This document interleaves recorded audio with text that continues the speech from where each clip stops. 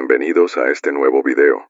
Antes de comenzar, quiero darles las gracias a todas las personas que comentaron en el video anterior y que hoy aparecen como parte de esta historia. Gracias por ser parte de esta comunidad. Y si tú también quieres aparecer en mi próximo video como personaje principal, solo tienes que dejar un comentario con tu nombre y apellido, tu edad y a qué te dedicas. Y listo. Crearé una historia especialmente contigo como protagonista. Sin más que decir, iniciemos.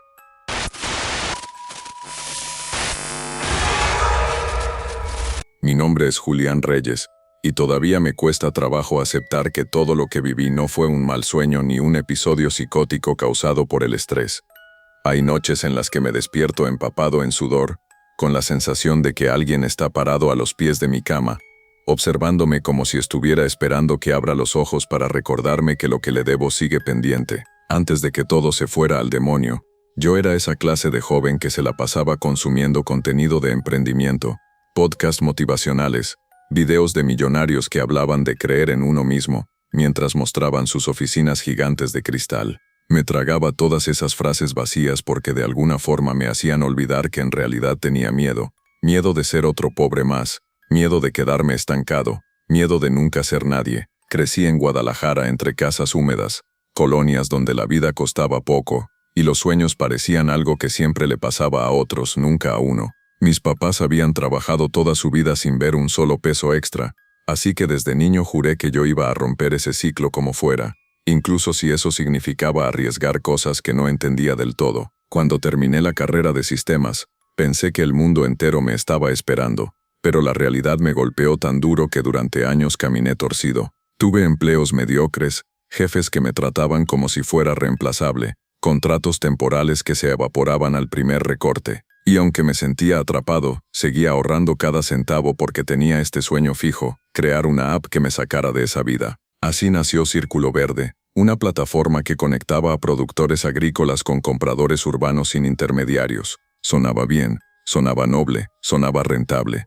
Yo estaba convencido de que iba a ser la idea que me llevaría a un nivel donde podría mirar a mis padres a los ojos y decirles, ya no sufran, yo me encargo. El problema es que nadie te avisa que tener una buena idea no sirve de nada si vives en un país donde a la gente le da desconfianza hasta pagar por adelantado 1 kilo de jitomates. Me endeudé para lanzar prototipos, pagué publicidad que no generó ni una venta y acepté consejos de emprendedores gurús que solo querían que les comprara sus cursos.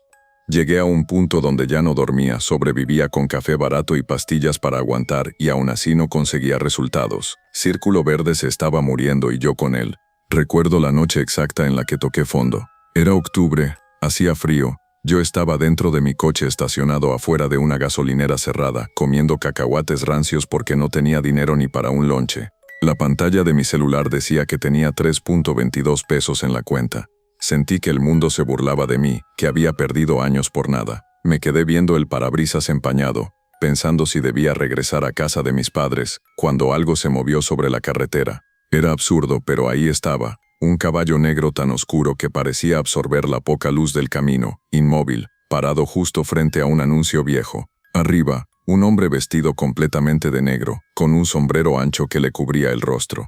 Pensé que mi cabeza estaba colapsando. Parpadeé y en un segundo ya no estaba. No pude dormir, así que me quedé toda la madrugada mirando fijamente el volante, preguntándome si me estaba volviendo loco. Al amanecer recibí una llamada desconocida. Una mujer que decía trabajar en una incubadora de negocios del DF quería reunirse conmigo para evaluar el potencial escalable de mi app. Yo no entendía nada, no tenía contactos, jamás había pedido asesoría ahí, nadie conocía mi proyecto. Aún así acepté, porque cuando uno está desesperado, cualquier esperanza, por absurda que sea, se siente como un salvavidas. Tomé un camión esa misma noche y llegué a la reunión con la misma presentación que todo mundo había ignorado. Pero esta vez no me ignoraron. La mujer parecía fascinada con la idea y me ofreció una inversión inicial. No leí todo el contrato, lo firmé con manos temblorosas y me convencí de que esta era mi oportunidad. Durante semanas todo ocurrió como si alguien estuviera empujando cada pieza del rompecabezas para que encajara perfectamente. Los medios me buscaban, los proveedores se sumaban, los supermercados querían cerrar acuerdos conmigo. Yo me sentía en la cima, pero había algo que no me dejaba estar en paz. Cada vez que avanzaba un paso, Esa sensación de ser observado crecía un poco más, como si hubiera alguien respirando detrás de mí. Empecé a soñarlo.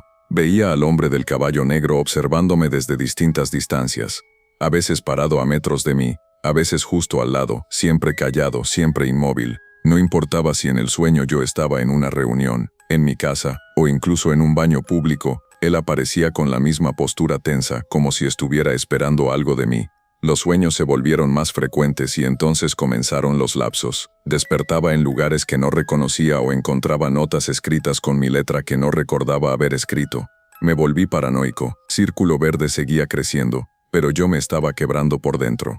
Una mañana me llamaron para avisarme que uno de mis primeros productores se había quitado la vida. Había dejado una nota que decía: no puedo seguir vendiendo, él no me deja. Yo traté de ignorarlo pero no pude. Luego otro proveedor sufrió un accidente tan brutal que nadie en el pueblo creyó que hubiera sido solo un accidente. Empezaron los rumores, que la empresa estaba maldita, que un demonio rondaba las cosechas, que algo oscuro perseguía a quienes trabajaban conmigo. Y aún así, por alguna razón, todo seguía funcionando. No había publicidad que fallara, no había cliente que dijera que no. Cada día había más dinero, más contratos, más gente confiando en mí. Y en proporción directa, cada día yo perdía algo más: mi memoria, mi energía, mis ganas de dormir. Había noches en las que el silencio era tan pesado que podía jurar que había alguien sentado a los pies de mi cama. Una madrugada no pude soportarlo más y conduje hasta el terreno donde se me había ocurrido la idea por primera vez. Era un espacio abandonado cerca de Tequila, un lugar donde solía caminar para despejarme.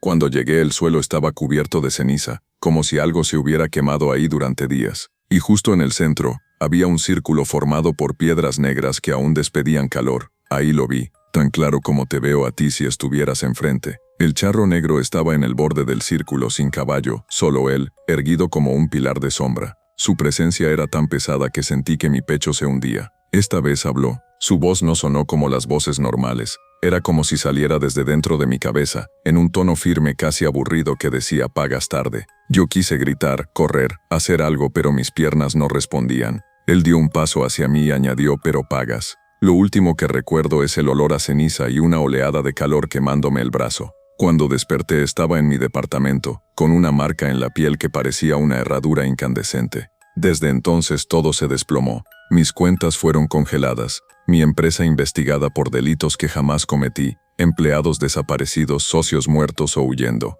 Encontré un video en mi computadora donde aparezco hablando con alguien que no se ve en la cámara, pero puedo sentir que era él. En la grabación mi voz suena rota, suplicante, diciendo: solo quiero que crean en mí. Nunca firmé nada con él, nunca pronuncié las palabras quiero un trato, pero al parecer no hacía falta. Bastaba con desearlo desde la parte más vacía de mi alma, bastaba con llamarlo sin decir su nombre. Y ahora que siento que estoy perdiendo lo último que me queda, tengo la certeza de que lo peor aún no llega, porque anoche lo vi parado frente a mi ventana, mirándome sin prisa, sin caballo, sin moverse, como si ya supiera que esta vez no pienso correr. No sé si fue en ese momento exacto o si ya desde antes algo dentro de mí había dejado de funcionar correctamente, pero después de esa noche, cuando lo vi parado frente a mi ventana sin moverse, algo en mi mente se quebró de manera definitiva. No era solo el miedo de saber que lo que me estaba persiguiendo no era humano, sino la certeza de que no tenía a dónde huir, que aunque me encerrara, aunque cruzara el país o quemara todo rastro de mi nombre, él me iba a encontrar. La marca en mi brazo, esa herradura oscura y enrojecida como si me la hubieran presionado al rojo vivo, no solo no desapareció, sino que comenzó a oscurecerse más cada día, extendiéndose como una infección bajo la piel. Fui a médicos, clínicas, hasta con una curandera en Tlajomulco que se persignó apenas me vio y me dijo que yo ya estaba del otro lado, que solo era cuestión de tiempo. Nadie podía ayudarme, y lo más frustrante es que todo el mundo pensaba que me estaba volviendo loco. Mi familia me dio la espalda, mis antiguos empleados me evitaban, los pocos amigos que me quedaban me bloquearon del celular cuando empecé a hablarles de él. La prensa me destrozó. Dijeron que Círculo Verde era un fraude, que yo había construido un imperio basado en mentiras, que había lavado dinero del narco. Yo mismo empecé a dudar de si había hecho algo malo sin saberlo, como si durante esos lapsos de memoria me hubieran usado como un títere para mover cosas que no debía. Me llamaron estafador, demonio, loco. Mientras más se hablaba de mí en los medios, más aparecía él. Lo empecé a ver en los reflejos de los cristales, en las cámaras de seguridad, en los espejos, incluso en las pantallas de mi celular. Ya no necesitaba verlo con los ojos, podía sentirlo a mi lado, respirar su presencia. Era como si habitara el aire que yo respiraba. Dormía solo con la luz prendida, pero eso no importaba porque la oscuridad ya no estaba afuera, estaba adentro. Lo más jodido fue cuando empezaron a pasarme cosas imposibles. Un día desperté con tierra en la boca, como si hubiera estado enterrado y hubiera tenido que escarbar para salir. Otro día amanecí en un terreno baldío a las afueras de Zapopan, completamente desnudo, rodeado de veladoras negras. Empecé a encontrar símbolos dibujados con sangre en las paredes de mi departamento. No dormía, no comía, solo caminaba en círculos dentro del encierro, rezando a un Dios que hace tiempo dejó de responderme. En una de esas madrugadas de insomnio absoluto volví a ver el video, ese donde yo aparezco hablando con él. Esta vez lo reproduje hasta el final, cosa que no había tenido el valor de hacer antes. Después de que mi versión grabada decía, solo quiero que crean en mí, el charro respondía, creerán, y cuando crean, ya no serás tú. La cámara se movía bruscamente y por una fracción de segundo pude ver su rostro. Era como mirar un pozo sin fondo, un rostro que no tenía piel, solo huesos cubiertos de sombra. Era imposible de sostener. Decidí que si iba a morir, quería entender antes qué era lo que había desatado. Empecé a investigar todo lo relacionado con el charro negro. Leyendas antiguas, testimonios, rituales. Incluso fui hasta un pueblo en Hidalgo donde decían que una familia entera había desaparecido tras invocarlo. Lo que encontré me dejó helado. En todos los relatos el patrón era el mismo. Alguien desesperado, en una situación límite, deseaba con todo el alma una solución. Y él aparecía. Nunca pedía nada directamente, solo se presentaba, observaba y de alguna forma los deseos se cumplían, pero siempre había un pago, y nunca era inmediato, no era un trato justo, era una condena disfrazada de oportunidad. Me di cuenta entonces de que nunca había estado en control. Desde que lo vi por primera vez aquella noche en la carretera, todo había sido dirigido, empujado, manipulado. Yo solo era la carne de un deseo, y ya no me pertenecía. Un día me contactó un periodista independiente que había estado investigando mi caso. Me citó en un café de la colonia americana y me dijo que había cosas que debía saber. Lo primero que me mostró fue una serie de fotos tomadas en diferentes años, en distintas partes del país, todas con un elemento común. Siempre había un hombre vestido de charro negro, montado en un caballo, de fondo, en marchas funerales, incendios, hasta en la inauguración de una empresa minera en Sonora. Lo siguiente fue peor. Me mostró una lista de nombres de empresarios que habían tenido un ascenso meteórico y luego se habían desplomado de forma trágica. Suicidios, desapariciones, quiebras misteriosas. Todos habían estado en contacto con un inversionista que usaba nombres distintos, pero el mismo correo electrónico cifrado. Ese correo también estaba registrado como contacto en uno de mis contratos. El periodista me miró con seriedad y me dijo, no es una persona, es algo más, y tú ya lo tienes adentro. Salí corriendo. No sé por qué, tal vez no quería escuchar la verdad completa. Esa noche me encerré en el departamento y lloré durante horas. No había nadie a quien llamar, nadie que pudiera sacarme de esa prisión invisible. Pero no todo estaba perdido, o al menos eso quise creer. Recordé lo que había dicho una de las leyendas que leí. Al que no firma, aún se le puede soltar si devuelve el deseo. Así que decidí intentar una locura. Fui a cada proveedor, a cada contacto, a cada lugar que había tocado con círculo verde y les devolví el dinero, los contratos, todo. Quemé papeles, borré la app, cerré las cuentas, borré los servidores. Pasé semanas deshaciendo todo lo que había creado, como si al romper mi obra pudiera borrar también mi condena. Pero cuando terminé, solo me quedó el vacío, y la sensación de que era demasiado tarde. Una noche de tormenta, mientras la ciudad entera parecía ahogada por el agua, lo sentí más cerca que nunca. Me estaba quedando dormido cuando escuché un galope, lento y pesado, justo sobre el techo del edificio. No podía ser posible. Vivo en un piso 14. Me levanté de golpe y la electricidad se fue. Silencio absoluto. Fui hacia la ventana y al otro lado del cristal, de pie sobre el borde del edificio de enfrente, estaba él, no en su caballo. Solo él mojado por la lluvia, con la cabeza ladeada como si me estuviera analizando. Esta vez sí habló en voz alta. Lo escuché con claridad aunque no abrió la boca. Tú firmaste con el alma, no con la mano. Entonces la ventana explotó, no literalmente. No hubo vidrios volando. Fue como si el aire se quebrara, como si el espacio mismo se rasgara. La oscuridad se metió en el cuarto. Sentí que me ahogaba, que cada sombra de las esquinas se volvía sólida y se me metía en la piel. Perdí el conocimiento. Cuando desperté, estaba en un lugar que no puedo describir con palabras humanas. Era un campo abierto, negro infinito sin cielo ni suelo. A lo lejos vi una hilera de personas caminando sin rumbo, todos con la mirada perdida, murmurando cosas sin sentido. Algunos iban descalzos, otros arrastraban cadenas. Al acercarme me di cuenta de que todos tenían marcas distintas en el cuerpo, llamas, cruces invertidas, números, símbolos que se movían como si estuvieran vivos. Uno de ellos me miró. Era mi antiguo socio, el que se había ido al principio. Me dijo con voz hueca, no hay salida, solo ciclos. Entonces lo vi. Venía cabalgando por el aire mismo, su caballo caminando como si el viento fuera tierra firme. Se detuvo frente a mí. Yo no podía moverme, ni llorar, ni rezar. Solo escuché lo que dijo. Tú querías que creyeran en ti. Ahora todos lo harán, pero ya no serás tú. Desperté en mi cama. Todo estaba normal. La ventana intacta, sin señales de tormenta. Creí que había sido una pesadilla. Pero cuando me vi en el espejo, no era mi cara. O mejor dicho, era una versión vacía de mí, sin expresión, sin alma. La marca en mi brazo se había desvanecido, pero en su lugar había otra, un número. No sé qué significa. Solo sé que ahora, cada vez que camino por la calle, la gente me mira como si me conociera, como si yo fuera alguien importante, alguien influyente. Y cuando me hablan, sus palabras no me suenan como antes, me llegan directo al fondo, como si no me hablaran a mí, sino al que ahora habita en mí, y yo cada vez me siento más lejos, más adentro, más hundido, porque lo entiendo ahora. Nunca fue un trato, fue una transformación.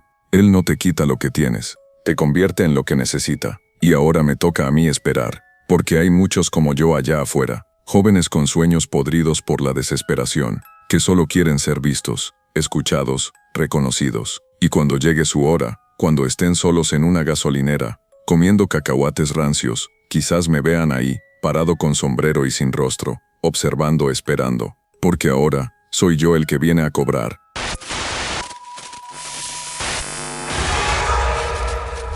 Yo no era nadie antes de todo esto. Me llamo Camila Herrera, nací y crecí en una comunidad rural cerca de Perico, en la provincia de Jujuy al norte de Argentina. Si alguna vez estuviste por acá, sabes que el calor seco, la tierra dura y la pobreza son parte del paisaje. Mi familia tenía un pedazo de tierra heredada por generaciones, tierra que según los viejos del pueblo estaba maldita, pero que nadie se atrevía a tocar, mucho menos vender. Cuando era chica escuchaba historias sobre lo que había pasado ahí, voces en la noche, cuerpos que no aparecían, y un incendio que nadie se animó a investigar. Yo pensaba que eran exageraciones de gente ignorante, supersticiones sin sentido. Mi mamá me decía que no escuchara esas cosas, que si uno creía en el mal te encontraba. Y sin embargo fue en esa misma tierra maldita donde puse todo lo que tenía, porque no quería ser nadie. Yo quería ser alguien, y para eso tenía que arriesgarlo todo. Estudié agronomía en la Universidad de Salta. Me gradué con honores y rechacé varias propuestas de empleo en la ciudad porque tenía una idea clara.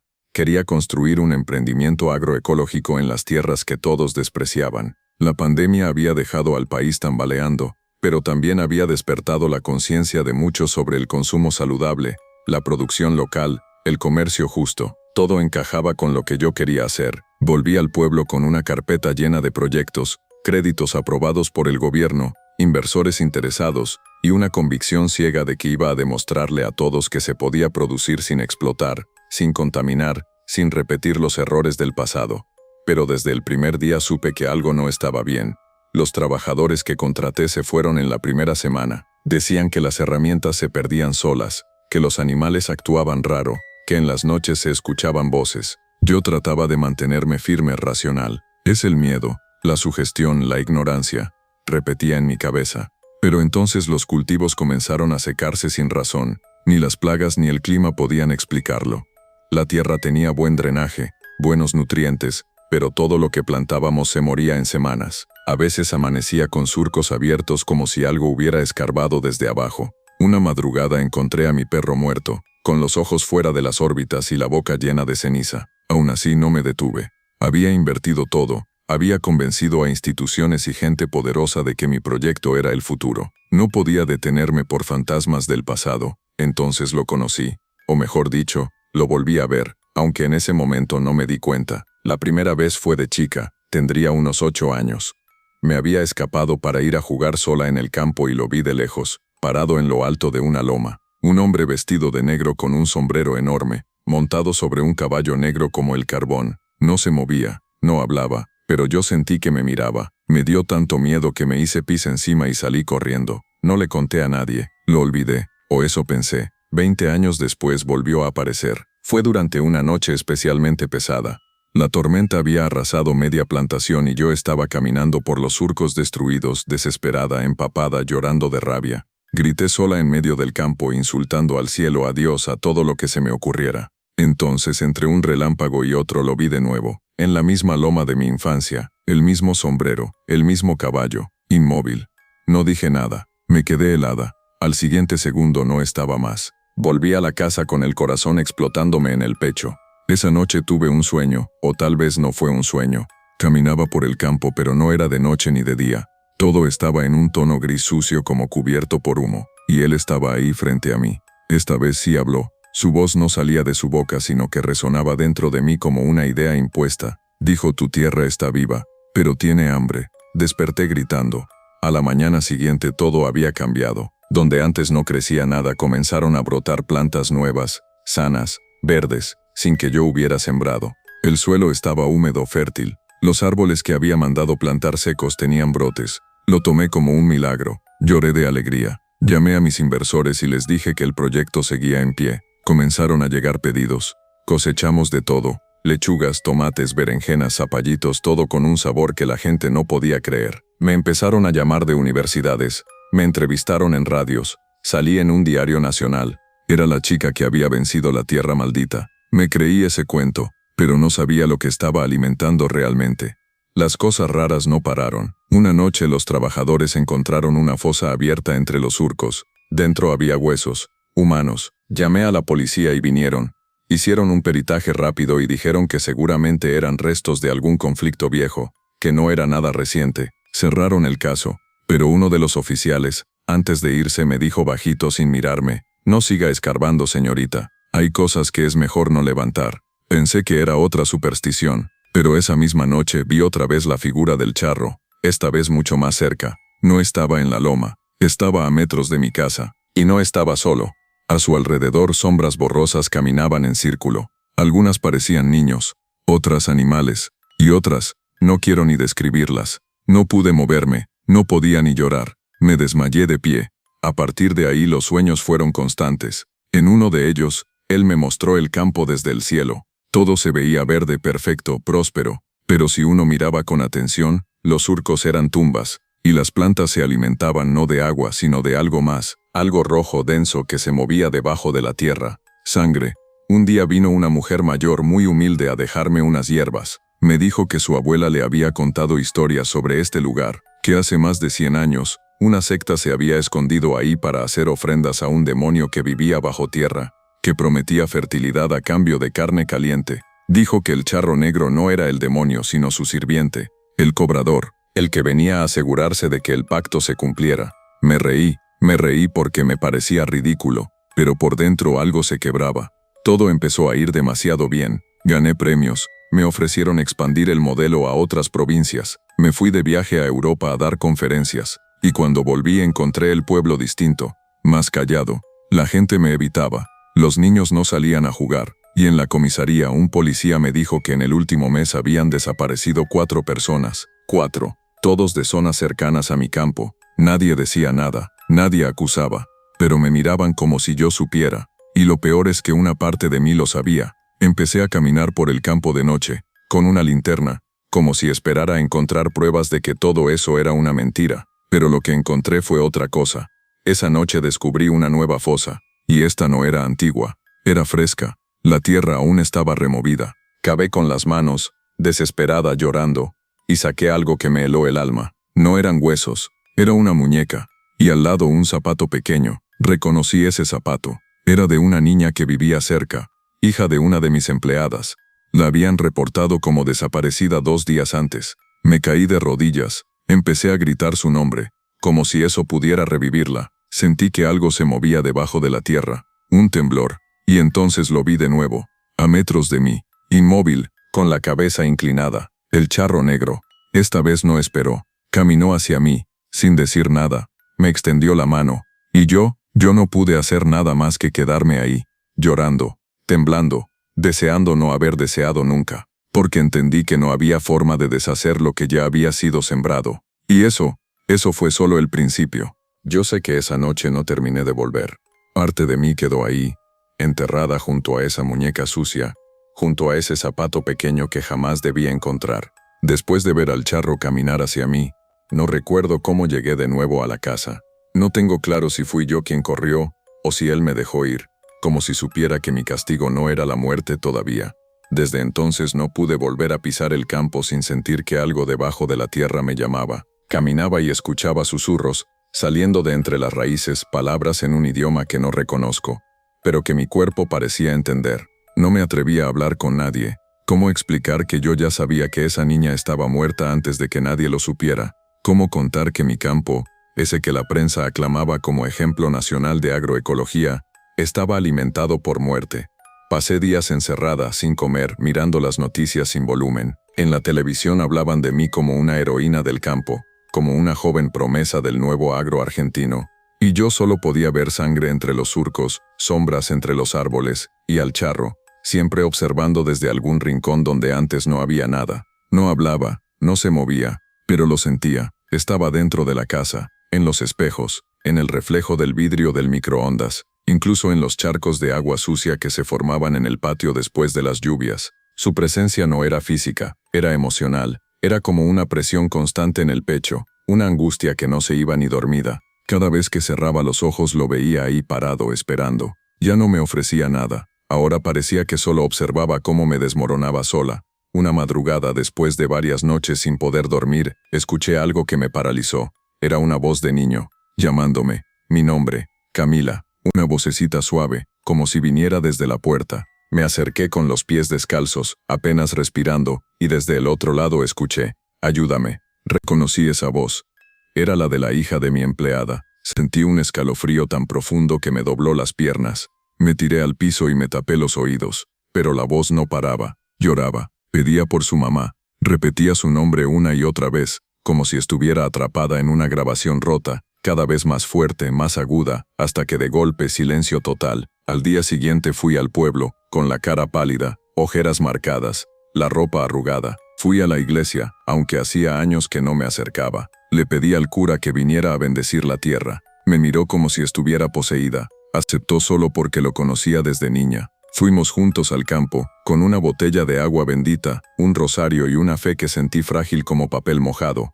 Apenas pisó el terreno, empezó a respirar con dificultad. Me dijo que había algo debajo, algo viejo hambriento, que no era un demonio cualquiera, que era algo que estaba desde antes de la religión misma. Dijo que había sentido esto solo una vez en su vida, cuando visitó una aldea indígena abandonada en Bolivia, donde los ancianos hablaban de la boca de la tierra, un ser que se alimentaba de energía viva, que dormía siglos y despertaba cuando alguien lo llamaba con suficiente fuerza. El cura no quiso entrar más, arrojó el agua en círculo, dijo una oración, y me rogó que abandonara todo. Vendé quemar rajá, esto no es tuyo ni de tu familia, esto es de él. Me dejó sola. Esa noche la tierra tembló. No fue un terremoto normal, fue como si algo desde abajo respirara fuerte. Mi casa crujió entera, y las paredes empezaron a cubrirse de humedad, pero no era agua, era sangre, un líquido espeso, tibio, rojo oscuro, que goteaba desde las esquinas, desde los enchufes, incluso desde los focos. El olor era insoportable, a carne quemada, a cuerpo podrido. Me tapé la boca y salí corriendo. No miré atrás, no apagué nada. Corrí hasta perder el aliento y caí de rodillas en medio del camino de tierra. Y ahí estaba, a unos metros, el charro negro, parado frente a su caballo, sin tocarlo como si flotara. Su rostro seguía oculto, pero su presencia llenaba el aire, espesa como el humo de un incendio. Esta vez sí habló, no en mi cabeza. Lo escuché con mis oídos. Su voz era como el rechinar de las piedras, como un lamento antiguo. Dijo, ya sembraste, ahora cosecha. Me miró largo rato, o eso creí. No puedo estar segura. No tenía ojos, solo sombra. Luego se giró, subió al caballo,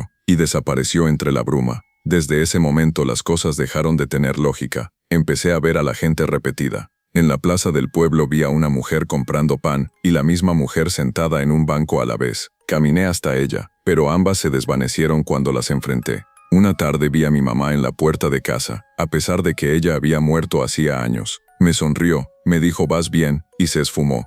Los relojes se detenían por horas y de repente marcaban las 3 de la mañana sin explicación. Perdí la cuenta del tiempo, del día, me olvidé de comer, solo esperaba, no sabía qué, solo sabía que algo más venía, algo peor. Y llegó. Una noche vi luces en el campo, luces como las de una fogata. Me acerqué y encontré a varios niños en círculo, alrededor de un agujero negro que no estaba ahí antes. Un pozo profundo de donde salía un calor sofocante y un murmullo constante. Los niños cantaban en un idioma que no entendía. Al verme todos se quedaron quietos. Uno de ellos, el más pequeño, se acercó. Me tomó la mano. Estaba frío, pero sus ojos brillaban como brasas. Me dijo: no lo pares. Él ya se despertó. Me desmayé. O me morí. No sé. Desperté en el hospital del pueblo atada a una camilla. Me dijeron que me habían encontrado caminando desnuda por la ruta cubierta de tierra hablando sola en voz baja. Me medicaron. Dijeron que había tenido un brote psicótico por estrés. No les creí. No porque no fuera posible, sino porque yo sabía que no estaba loca. Lo que vi fue real.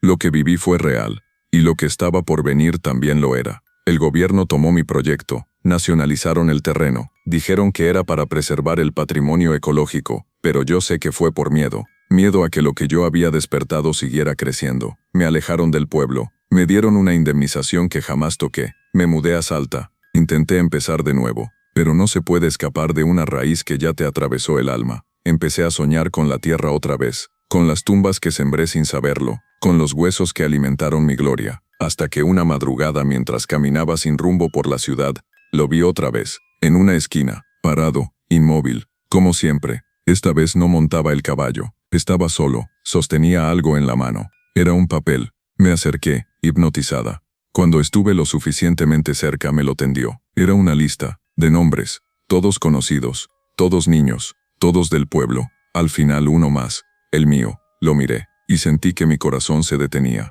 Lo último que recuerdo fue su voz diciendo: a cada siembra, su cosecha.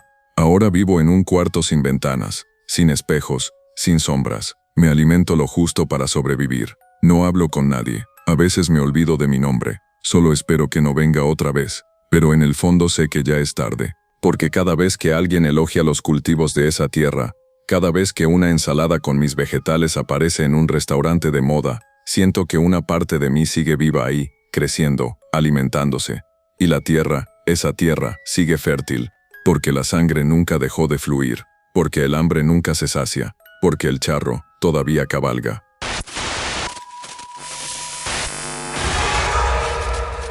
Yo fui ese tipo de persona que parecía tener todo bajo control. Si me hubieran visto hace un par de años, pensarían que mi vida era el modelo de éxito moderno. Arquitecto egresado con honores de la UNAM, con 2 maestrías, uno de los jóvenes más prometedores del diseño urbano en Ciudad de México, invitado frecuente en conferencias, con una firma en crecimiento y una lista de clientes que no paraba de expandirse. Mi nombre aparecía en revistas de arquitectura, me reconocían en eventos del gremio, tenía inversionistas interesados y hasta me estaban considerando para un megaproyecto internacional. Pero nadie sabía lo que costó llegar ahí. Nadie imaginaba que debajo de todo ese prestigio había una sombra que me seguía desde antes de ser arquitecto, desde antes de tener una firma, desde antes de ser alguien. Mi nombre es Esteban, y esto que te voy a contar no es una leyenda urbana ni una metáfora, no es una historia para asustar a estudiantes o para generar misterio. Esto me pasó, y me está pasando, porque hay tratos que uno cree hacer solo con palabras, y resulta que se hacen con pensamientos, con deseos, con desesperación. Y una vez que entras, no hay salida. Todo comenzó con un terreno, uno que no debimos tocar. Mi firma de arquitectura había sido seleccionada para diseñar y construir un complejo habitacional de lujo en el centro histórico de la ciudad. El terreno era codiciado, caro, pero había estado desocupado por décadas debido a que allí, en la época colonial, funcionó una prisión clandestina de la Inquisición. Algunos decían que estaba maldito, que ahí se cometieron actos tan atroces que la tierra misma quedó contaminada. A mí me importaba poco eso. Soy arquitecto, no chamán. Me interesaban los números, los planos, el prestigio que un proyecto así podía darme. Y también, aunque me cueste admitirlo, necesitaba el dinero. Estaba hasta el cuello de deudas, tarjetas, proveedores, promesas que no podía cumplir. Necesitaba que ese proyecto saliera sí o sí. Esa era mi salvación. La primera vez que lo vi fue en una noche cualquiera. Estaba solo en la obra revisando los planos cuando escuché el relincho seco de un caballo. No había forma de que hubiera uno ahí.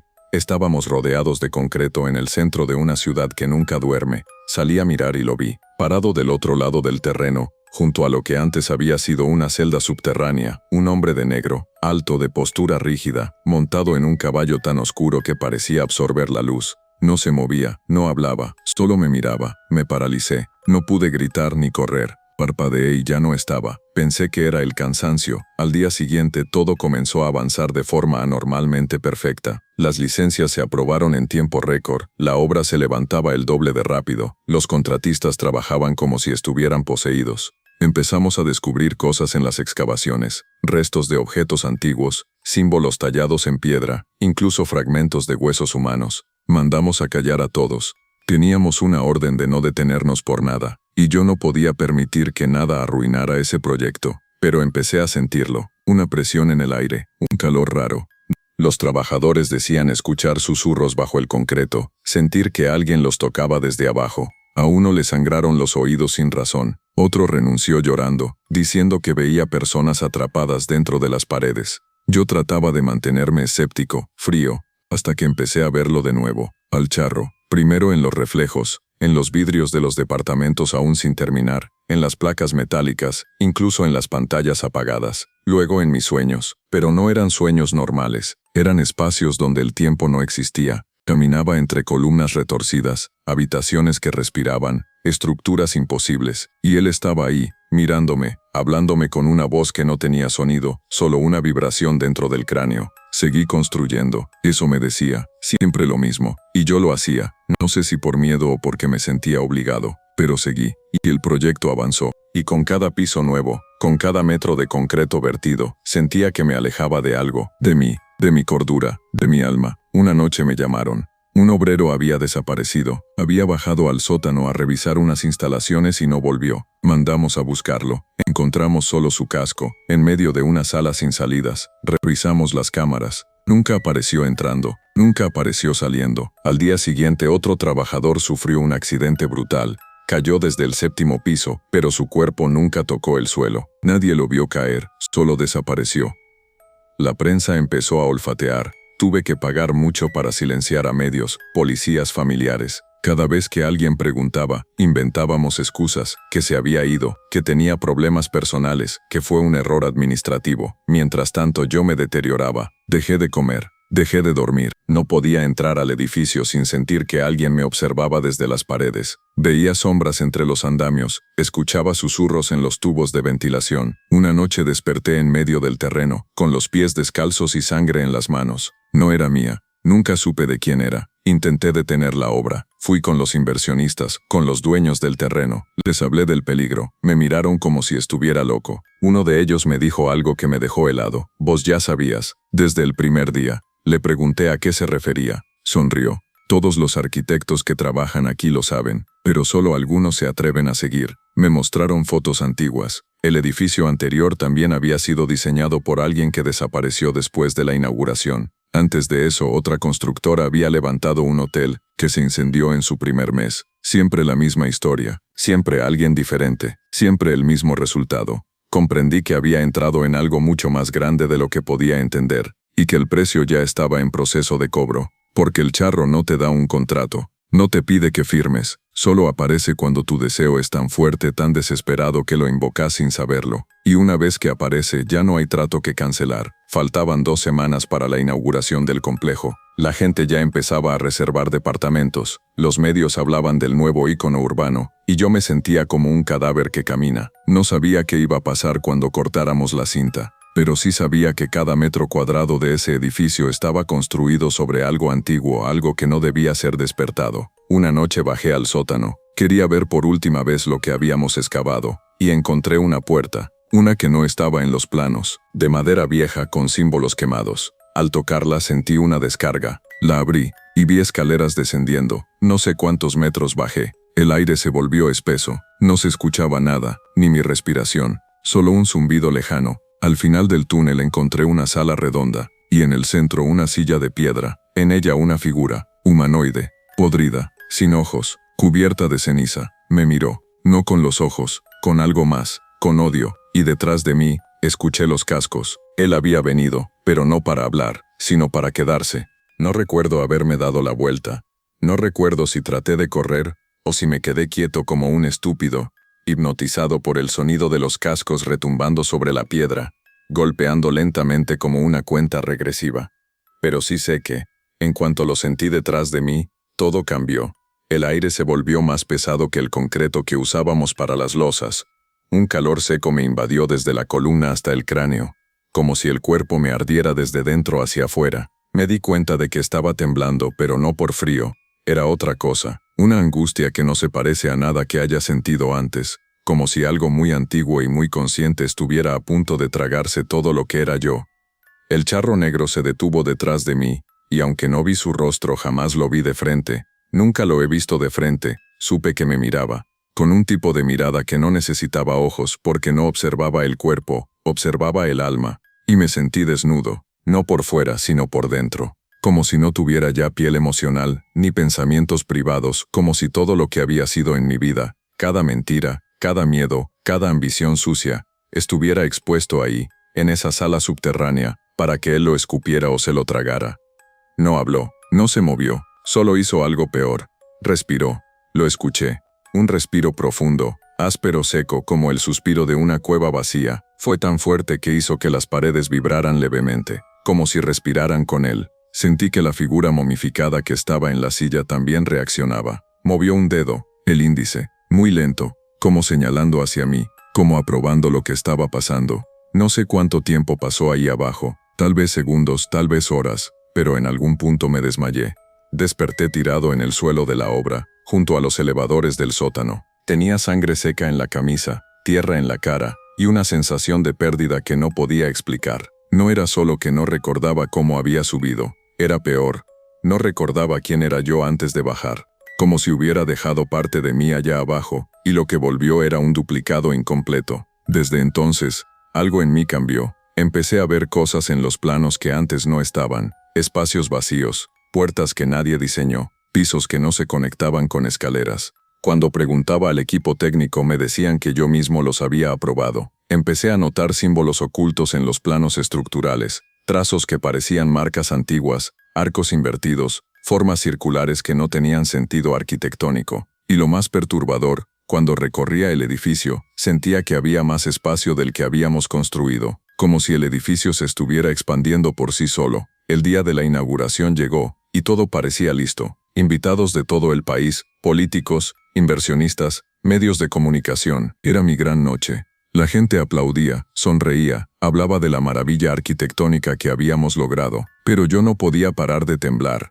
Tenía la sensación de que alguien se estaba riendo muy lejos, en un lugar al que solo yo podía oír.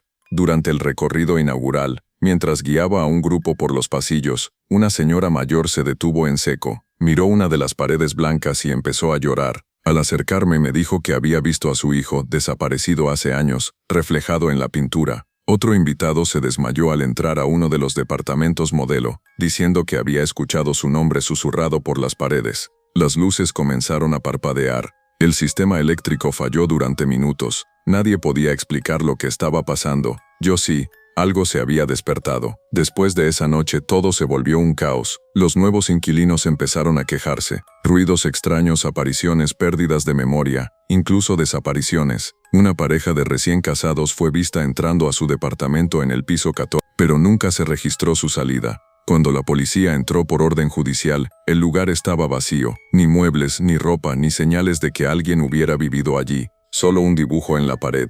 Una silueta de un caballo con patas alargadas marcadas con algo que parecía hollín.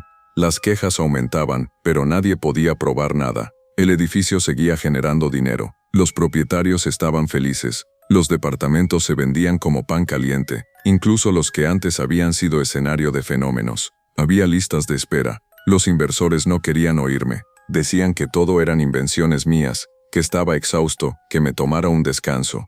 Pero yo sabía la verdad.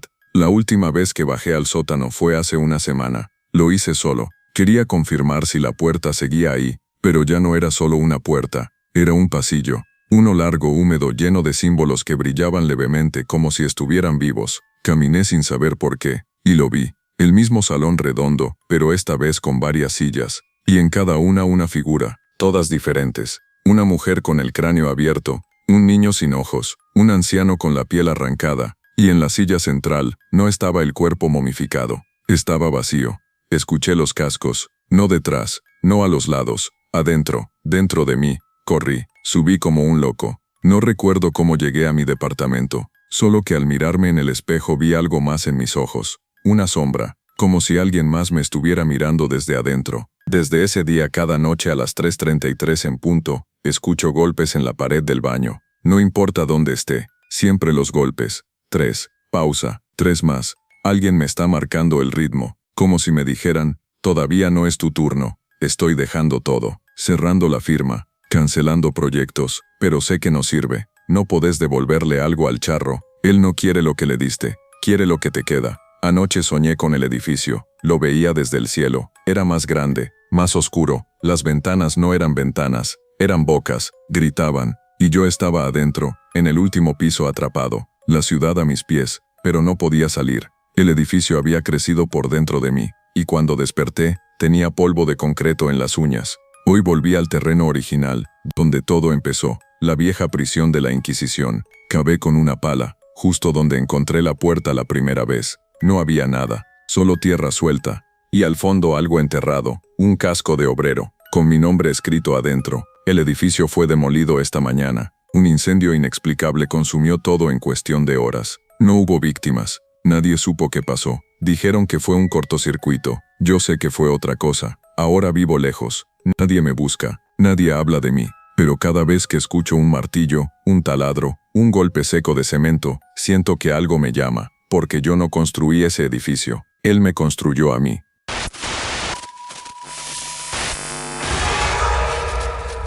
Mi nombre es Luciana. Tengo 27 años y hasta hace poco vivía en Medellín. Si buscan mi perfil en redes, todavía está activo. Ahí hay videos, fotos, historias, cosas que ya no me representan, pero que aún siguen ahí, como si ese pasado fuera una piel que no se termina de caer. Durante años fui conocida en plataformas como Instagram y TikTok como Luz de la Luna Fit, una influencer del mundo fitness, nutrición, motivación, amor propio, ya sabes, esas frases de postal que repiten todos los días quienes no tienen idea del vacío que cargan por dentro. Fui parte de ese mundo, lo construí, lo viví, lo vendí, y lo digo así, con frialdad, porque ahora entiendo que lo que hice no fue solo compartir contenido, no, yo alimenté algo, lo desperté, y ese algo me está buscando, pero para entender lo que me pasó, hay que volver al principio. Yo nací en un barrio de clase media baja, crecí con carencias, aunque nunca nos faltó un plato de arroz. Mi mamá trabajaba como auxiliar de enfermería, mi papá se fue cuando yo tenía 5. Desde adolescente entendí que el mundo estaba diseñado para pisarte si no sabías usar tu imagen, tu cuerpo, tu carisma. No era buena en los estudios, pero sí era fotogénica. Me metí a un gimnasio a los 17 y empecé a documentar mi proceso con fotos, consejos, videos motivacionales. Nada muy distinto a lo que hacen miles de chicas. La diferencia fue que a mí me empezó a funcionar. Subí seguidores a una velocidad absurda, de 1000 a 10.000, de 10.000 a 100.000. Marcas me escribían, me ofrecían productos, patrocinios. Un tipo me regaló una moto, otro me ofreció operarme gratis. Todo parecía fluir con una facilidad que, viéndolo en retrospectiva, jamás fue natural. Pero en ese momento no lo cuestioné. Pensé, me lo merezco, me lo gané. Lo que no sabía es que nada de eso venía sin costo. La primera vez que noté que algo estaba raro fue durante un reto viral. Era uno de esos challenges estúpidos de internet que consistía en pasar una noche en un cementerio. La idea era hacerlo con un grupo de influencers para un canal de YouTube que pagaba bien por views. Accedí porque quería visibilidad. Fuimos 6. Llevamos cámaras, comida, luces, todo parecía una broma. Hasta que alrededor de las 3 de la mañana empecé a ver una silueta a lo lejos entre las tumbas. No se movía. Solo estaba ahí. Un tipo muy alto vestido de negro con un sombrero ancho. Lo señalé a los demás pero nadie más lo veía. Me reí nerviosa y lo dejé pasar. El video se volvió viral. La gente comentaba que en el minuto 7:44 se veía algo al fondo detrás de mí. Muchos lo tomaron como parte del show. Yo también. Al principio. Después de eso mi cuenta explotó. Empecé a ganar dinero de verdad. Cerré contratos con marcas grandes, me invitaron a eventos, me mudé a un apartamento nuevo. Tenía lo que siempre había soñado. Pero con eso vinieron cosas que no supe explicar. Perdí peso de forma alarmante aunque comía igual. Empecé a tener sueños raros, todos con el mismo escenario. Un campo seco sin árboles, sin cielo, donde un caballo negro me perseguía en círculos. Y siempre una voz me decía, tú pediste ser vista. Una noche mientras grababa un video de rutina en el gym, la cámara se cayó sola. Cuando revisé la grabación vi algo imposible. Por un segundo, un solo fotograma, mi rostro se había deformado por completo. Mi boca era demasiado grande, mis ojos estaban completamente negros. Pensé que era un fallo del celular, pero los comentarios comenzaron a llegar. ¿Qué fue eso en el segundo 32? ¿Alguien más lo vio? Parecía poseída. Me asusté. Quise borrar el video. No pude. Instagram no me dejaba. Ni siquiera salía la opción. Lo reporté. Nada. Horas después, el video tenía 500.000 de vistas. Y entonces apareció, en mi bandeja de entrada, un mensaje que decía solo, «Vas bien», sin foto de perfil, sin nombre. No lo abrí. Pero desde entonces comencé a verlo. No siempre. Solo en ciertos reflejos. En la pantalla apagada del televisor. En una botella de agua. En el vidrio del ascensor. Un hombre vestido completamente de negro, con un sombrero que tapaba su rostro, siempre de pie, siempre mirándome. Intenté olvidarlo, pero las cosas se pusieron más raras. Gente que aparecía en mis videos me contactaba diciendo que no recordaban haber estado ahí. Incluso una amiga me llamó llorando porque había aparecido en un live mío, pero ella estaba en otro país en ese momento. Mi contenido empezó a llenarse de imágenes que yo no grababa, sombras, símbolos, risas de fondo, susurros que solo se escuchaban con auriculares. Y lo más aterrador, algunos seguidores aseguraban que soñaban conmigo, que me veían parada al pie de su cama, con el mismo sombrero negro. Yo no dormía, no podía. Cada vez que lo intentaba despertaba en otro lado, en el techo, en el baño. Una vez desperté sentada en la calle frente a una iglesia con los pies descalzos y tierra bajo las uñas. Un psicólogo dijo que era estrés, disociación, pero nada de eso explicaba lo que ocurrió después. Una marca me contactó para hacer una campaña exclusiva. Me ofrecieron mucho dinero por promocionar una bebida energética. La campaña consistía en grabar una serie de videos mostrando cómo te daba energía para entrenar más allá de los límites. El eslogan era raro, pero acepté. Los videos salieron perfectos, demasiado perfectos. Yo ni siquiera recordaba haber grabado algunos. Aparecía diciendo frases que no estaban en el guión, mirando directamente a la cámara sin parpadear durante minutos, sonriendo de una forma que no reconozco. El primer día de lanzamiento, uno de los videos fue bajado por la plataforma por contenido sensible. Yo lo había visto antes de subirlo, no tenía nada raro, pero cuando lo revisé en mi celular, algo había cambiado. Había una escena de apenas 2 segundos entre los cortes, donde se me veía de espaldas caminando por un desierto, y detrás de mí, el charro negro. Ya no era una figura difusa, se veía claro, el sombrero, la chaqueta larga, la correa del caballo que se arrastraba detrás de él como una serpiente viva. Lo peor vino después. 5 de mis seguidores más cercanos, los que comentaban siempre, los que me mandaban mensajes de admiración, los que decían que yo era su ejemplo, desaparecieron. Así, de un día para otro. Sus cuentas fueron desactivadas. Intenté buscarlos. Una chica de México, otro de Argentina, 2 de Colombia y 1 de Guatemala. Nadie sabía nada de ellos, ni amigos ni familiares, como si nunca hubieran existido. La policía ni siquiera abrió una investigación. Yo no tenía pruebas, solo intuición. Pero una noche mientras revisaba los comentarios de un viejo video, vi uno que me congeló la sangre. Gracias por llevarnos contigo, Luz. Ahora sí estamos todos juntos. La cuenta era de una de esas personas desaparecidas, publicado 5 días después de que la borraran. Ahí fue cuando traté de irme, dejar todo. Borré mis redes, desactivé mis cuentas, vendí el apartamento, me fui sin avisar, pero él no se quedó allá. Lo vi de nuevo, en la ventana del bus que me llevaba a Santa Marta, en el vidrio del baño de una estación de servicio, en la superficie del mar cuando me acerqué a la playa, siempre ahí, silencioso, viéndome, esperando. Y entonces una noche, soñé que él me hablaba de nuevo. Me dijo: ser vista tiene su precio, pero ser olvidada también. Esa mañana desperté con un símbolo marcado en la espalda, como una herradura quemada, como si me hubieran marcado mientras dormía. Me sangraba, me dolía al tocarla, y cuando me vi al espejo supe que esto no había terminado, que apenas estaba empezando, porque ahora, mis seguidores habían vuelto, aunque no tenía cuenta, aunque no existía en internet. Y cada uno de ellos comentaba lo mismo en los perfiles ajenos. ¿Ya viste a Luz del otro lado? Yo pensé que desaparecer de internet sería suficiente. borrar todo rastro de mi nombre, de mis fotos, de mis videos. Me fui a vivir a una casa antigua, en las afueras de Jardín, un pueblo en Antioquia donde apenas hay señal y nadie me conocía. Pensé que estando rodeada de montañas, lejos del ruido, sin teléfonos, sin redes, sin pantallas, lo dejaría atrás. Pero eso fue lo más ingenuo que hice, porque lo que me seguía no estaba en internet. Lo usaba así, como vehículo, como medio, pero lo que me perseguía era más antiguo que cualquier red social. Lo entendí la primera vez que escuché los golpes en la ventana a las 3:33 de la madrugada, aunque vivía en un segundo piso, sin escaleras, sin balcón, sin nada que permitiera que alguien o algo estuviera parado afuera. Golpes secos. 3. Luego silencio. Luego 3 más. Cada noche la misma hora. Durante el día trataba de convencerme de que era el viento, ramas de algún árbol, ratas, lo que fuera. Pero por dentro sabía que no era eso. Sabía que estaba más cerca.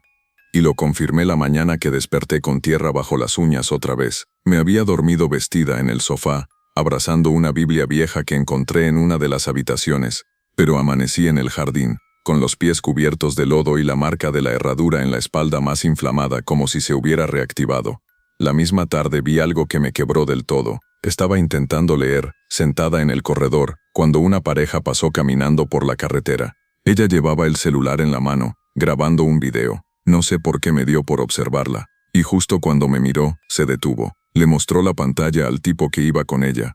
Se quedaron congelados. Me apuntaron con el celular. Se alejaron sin decir palabra.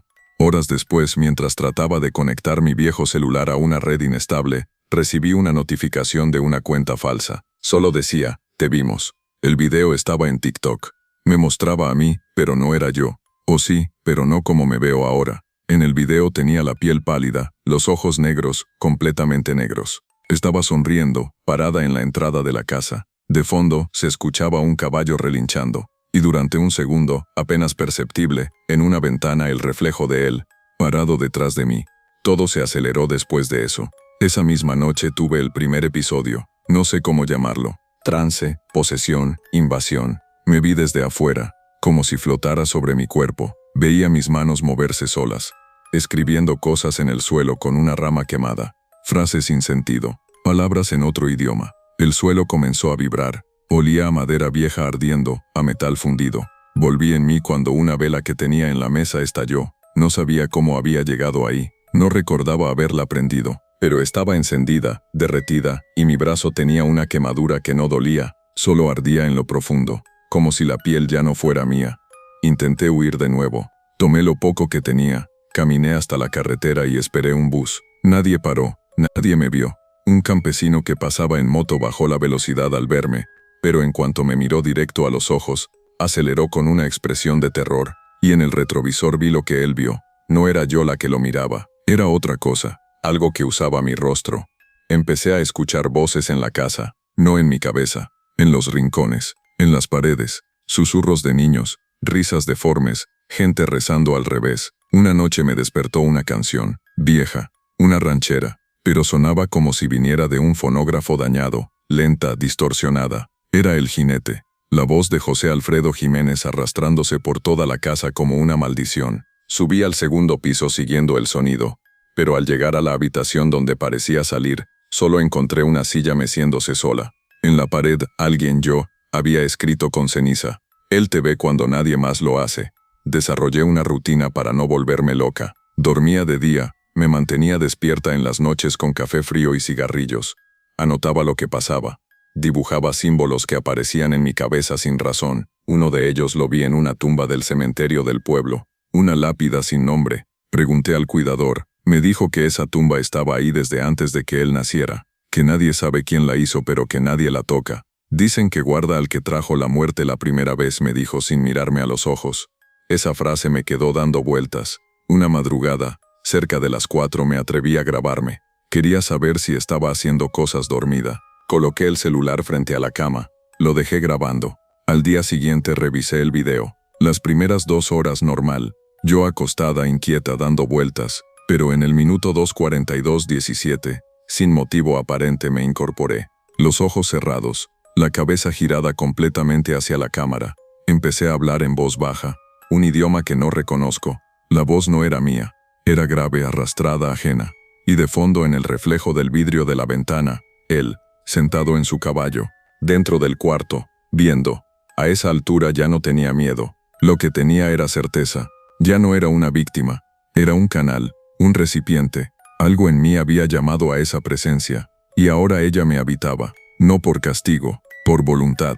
Porque yo lo pedí. Porque en algún punto antes de que todo esto empezara, cuando deseé con tanta fuerza ser vista, escuchada, adorada, encendí una señal que él recibió. Lo que entendí después es que el charro negro no te ofrece fama, éxito o poder. No, él te da visibilidad, pero no la clase de visibilidad que buscas. Es otra, más profunda. Él te abre los ojos del otro lado, te muestra a quienes ya no están, te conecta con lo que no debería hablar. Y entonces, comprendí el verdadero precio. No era mi alma, era mi imagen, mi rostro, mi identidad.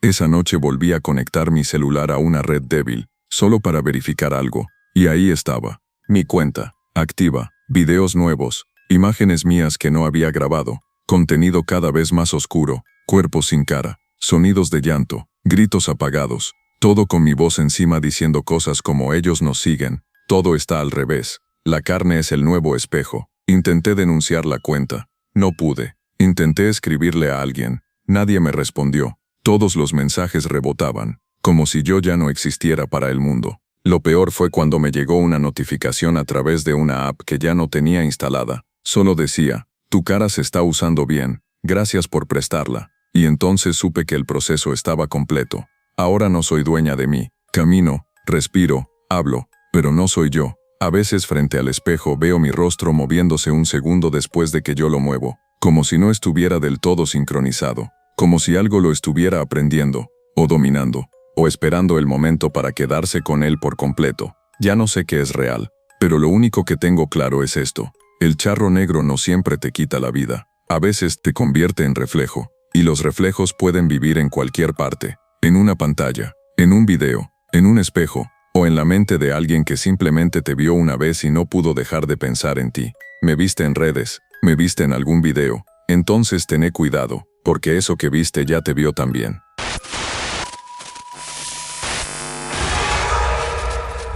Me llamo Jorge Molina, y durante años pensé que el infierno era ver morir lentamente a quienes amas, sin poder hacer nada más que extender la mano y mirar cómo se les va la vida entre los dedos, como si fueras invisible, como si su sufrimiento ya estuviera escrito desde antes de que nacieran. Soy enfermero, o lo era. Trabajé 6 años en un hospital público en Oaxaca, en un turno nocturno que te destruye el cuerpo y el alma. Ese tipo de turnos donde los pasillos huelen a cloro, a sudor viejo y a la desesperación de los familiares que duermen en el suelo esperando un milagro que nunca llega. Yo los veía todas las noches. Rostros cansados, madres rezando, cuerpos quebrándose frente a máquinas que apenas funcionaban, y con el tiempo uno se vuelve frío, se acostumbra, hasta que le toca en carne propia. Mi mamá fue lo único que me sostuvo durante toda mi vida, mujer sencilla, fuerte, de esas que no se quejan aunque todo les duela. Cuando me dijo que tenía una molestia en el pecho pensé que era algo pasajero, pero las pruebas lo confirmaron. Cáncer de páncreas en etapa avanzada. Los médicos fueron honestos. Tiene 6 meses, tal vez menos. La opción era cuidarla en casa, con paliativos, hasta que el cuerpo no diera más, pero yo no podía aceptarlo. No ella, no así. Así que usé todos mis contactos, todos mis conocimientos. Busqué tratamientos, contactos, hasta médicos en la capital. Me endeudé. Vendí todo, me ofrecía cubrir dobles turnos, pero cada día la veía apagarse un poco más, y ahí fue cuando empecé a considerar cosas que antes me hubieran parecido una locura. Lo escuché por primera vez en boca de un interno, un muchacho nuevo, asustado, que hablaba en voz baja mientras curaba una herida. Dijo que en el hospital viejo, el que se derrumbó en el 98, había una sala cerrada donde los médicos hacían intercambios, que si uno sabía el lugar exacto podía hacer un pedido, y alguien o algo te escuchaba. Me reí.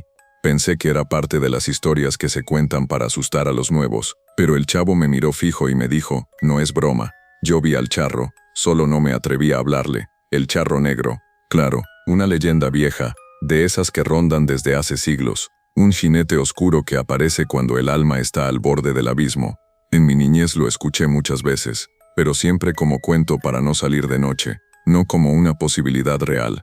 Sin embargo, esa misma noche, mientras cuidaba a un paciente terminal que no dejaba de murmurar el mismo nombre, el jinete ya viene, sentí algo distinto en el ambiente. Las luces parpadearon, el aire se volvió espeso, y durante un segundo sentí que alguien estaba parado detrás de mí. Me di la vuelta, no había nada, pero ese instante bastó para que una semilla se plantara en mi mente. La desesperación, la impotencia, la rabia, me estaban volviendo vulnerable. Lo supe, y lo peor es que ya no me importaba. A los pocos días, un amigo del área de mantenimiento, alguien que conocía los planos viejos, me dijo que aún existía un acceso a la zona del hospital antiguo, sellada desde hace más de 20 años. Me guió por un pasillo olvidado, detrás de la morgue, entre calderas oxidadas y puertas tapadas con escombros. Lo hice por curiosidad, eso me decía. Pero en el fondo sabía que estaba buscando algo. Y lo encontré, una puerta de madera podrida con una herradura colgada como adorno. No la abrí, no esa noche, pero me quedé parado frente a ella mucho tiempo, escuchando, sintiendo. Mi madre empeoró. Las náuseas, el dolor, la tristeza en su mirada. Yo le ponía los medicamentos, la ayudaba a bañarse, a comer, a levantarse. Me sonreía, siempre. Nunca se quejaba, y eso me mataba más, porque ella seguía siendo fuerte, y yo me estaba quebrando. Una noche mientras le cambiaba el suero me miró a los ojos y me dijo: hijito, no hagas locuras por mí. No sé cómo lo supo, pero sentí que me hablaba desde otro lugar, como si ya estuviera despidiéndose. Fue esa misma noche cuando regresé al hospital. Entré por la misma puerta trasera, esquivando las cámaras de seguridad. Bajé al sótano, avancé entre sombras, con una linterna en la mano y un peso insoportable en el pecho. Llegué a la puerta, la abrí. Detrás solo había oscuridad, y el olor, un olor que jamás había sentido, algo entre carne vieja, tierra mojada y metal oxidado. Di un paso, luego otro, y de pronto estaba en una sala circular, rodeado de paredes negras cubiertas de símbolos extraños. No había ventanas, solo una silla en el centro, y frente a ella, el charro negro, montado en su caballo tan quieto que parecía esculpido. Su sombrero cubría su rostro, pero podía sentir su mirada atravesándome. El caballo resoplaba, como si estuviera cansado, y el aire parecía respirar junto conmigo. No hablé, no hice ningún gesto, solo pensé en mi madre, en su cuerpo frágil, en su risa apagada, en cómo se aferraba a la vida, y fue como si él me hubiera escuchado sin que yo dijera nada. Una voz, ronca y profunda, se hizo presente en la sala. No salió de él, salió de todas partes. Ella vivirá, pero cada latido costará. No entendí, quise preguntar, pero no me dio tiempo. El caballo golpeó el suelo con una de sus patas, y sentí una corriente eléctrica recorrerme desde los pies hasta el cráneo. Me desmayé. Desperté en la sala de descanso del hospital, solo, como si nada hubiera pasado. Pensé que todo había sido un sueño, un delirio de la mente agotada, hasta que llegué a casa. Mi madre estaba de pie, cocinando, sin oxígeno, sin dolor, con una sonrisa que no veía desde hacía meses. Los médicos no lo podían creer. Hicieron pruebas, tomografías, exámenes de sangre, todo limpio, como si nunca hubiera estado enferma. Dijeron que era un milagro. Yo sabía que no. Los primeros días fueron perfectos. Volví a trabajar con más energía. Mi madre retomó sus hábitos. Incluso se animó a coser de nuevo. Reíamos, comíamos juntos. Era como volver a vivir. Pero entonces, las cosas raras comenzaron. Una paciente murió en cirugía, pero su cuerpo desapareció de la morgue. Nadie supo cómo. Un niño con fiebre empezó a hablar en un idioma que nadie entendía. Me llamó por mi nombre completo y me dijo: no olvides pagar. Un colega mío fue encontrado sin ojos, dentro del depósito, con la boca llena de tierra. Nadie quiso conectar los hechos, pero yo sí lo hice. Empecé a notar cosas en mi madre también. Se levantaba en la noche, caminaba por la casa sin rumbo. A veces murmuraba cosas en voz baja. Me despertaba y la encontraba parada frente al espejo, mirándose con los ojos completamente abiertos, sin parpadear. Una noche la vi hacer algo que me quitó el aliento. Se agachó junto al perro, que dormía a sus pies, lo acarició, y luego con una fuerza imposible, le torció el cuello en un solo movimiento. Me miró, no dijo nada. Al día siguiente no recordaba nada. Lloró por la muerte del perro como si de verdad no supiera qué había hecho. Ahora sé lo que quiso decir el charro cuando dijo cada latido costará, porque mi madre vive, pero ya no es solo ella, y lo que sea que habita en su cuerpo no vino solo. Ese fue el trato, y ese fue solo el principio. Después de esa noche, supe que mi madre ya no estaba sola dentro de su cuerpo. Había algo más ahí. No siempre se manifestaba, no era constante, pero cada tanto lo sentía, como si algo la habitara por turnos. A veces era ella, sonriente, hablándome de cosas sencillas como antes, tejiendo mientras escuchaba música de los años 80. Pero otras veces tenía los ojos vacíos, caminaba por la casa descalza, murmurando frases que no se parecían a ningún idioma que yo conociera. Y lo peor era que a veces me miraba con una expresión que no le pertenecía, como si algo detrás de su rostro estuviera analizándome, esperando algo de mí. Esa no era mi madre, no completamente. Al principio pensé que podía ocultarlo, que si mantenía todo en silencio y fingía normalidad, eso que se había metido en ella se aburriría, se iría o al menos no escalaría. Pero fue inútil. La noche siguiente a lo del perro, encontré en la cocina un frasco con lengua de res, pero no era de res. No tenía forma de explicar cómo lo sabía, pero estaba seguro de que eso no venía del supermercado. Estaba tibio, húmedo, palpitando como si aún tuviera algo de vida. Mi madre, o eso que parecía ser ella, me dijo que era para el visitante. Cuando le pregunté de qué hablaba solo sonrió. Dijo, él viene cuando hay ofrenda. A partir de ahí mi casa dejó de ser hogar. Se volvió un lugar que tenía su propio ritmo, sus propios ruidos. Las paredes crujían en horarios fijos, el reloj de la sala se detenía cada noche a las 3:06 y luego volvía a andar como si nada. Había zonas del piso que se volvían heladas al tacto y otras que ardían como si debajo hubiera fuego. Mis plantas se secaron, los espejos se empañaban por dentro y cada tanto, ese sonido, los cascos, no sobre el suelo sino en el techo. Como si un caballo caminara lentamente por encima de la casa, una vuelta completa, y luego nada.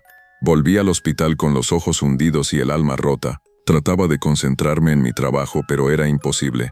Algo había cambiado también allí. Los pasillos eran más oscuros, aunque las luces estuvieran encendidas. Los pacientes comenzaban a presentar síntomas que no encajaban en ningún diagnóstico. Deshidratación sin causa, pupilas dilatadas, convulsiones con imágenes mentales que se repetían. Uno de ellos, un joven de 22 años que ingresó por una apendicitis simple, se levantó de la cama a las 3 de la madrugada y escribió con sangre en la pared.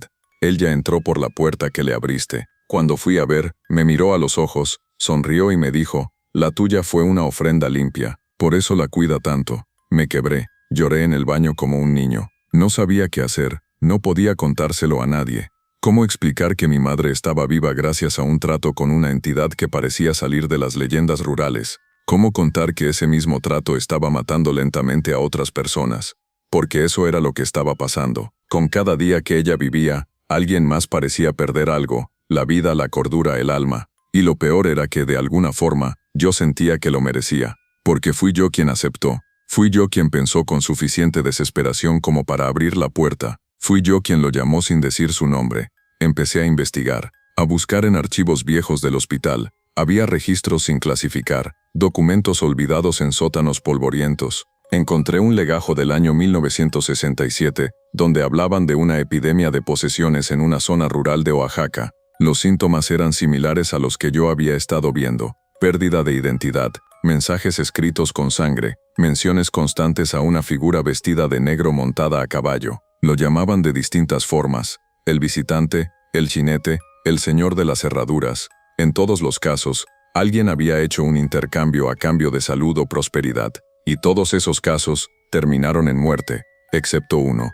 Una mujer que sobrevivió. Se llamaba Herminia Pacheco. Tenía 83 años cuando el informe fue escrito. Decían que vivía aislada en un pueblo perdido llamado Santa Lucía del Camino. Sin pensarlo, sin siquiera preparar nada, fui hasta allá. Conducí durante horas. Cuando llegué, un señor en la tienda del pueblo me dio indicaciones vagas, como si no quisiera hablar mucho. Caminé hasta la casa de adobe, olvidada entre la maleza. Una mujer muy anciana me abrió. Sus ojos estaban blancos, pero su voz era clara. No hace falta que me diga nada, dijo. El charro ya se sentó en su mesa. Entré. Olía a madera quemada y a hierbas secas. Me senté frente a ella. Le conté todo. Ella no parecía sorprendida. Me dijo que a ella también le salvó a un hijo, pero que el precio fue la sangre de su hija menor, que murió sin explicación a los días. Él no se lleva lo que uno ofrece, se lleva lo que más duele. Le pregunté si podía romperse el trato. Me miró con tristeza. No se rompe, solo se redirige. No entiendo.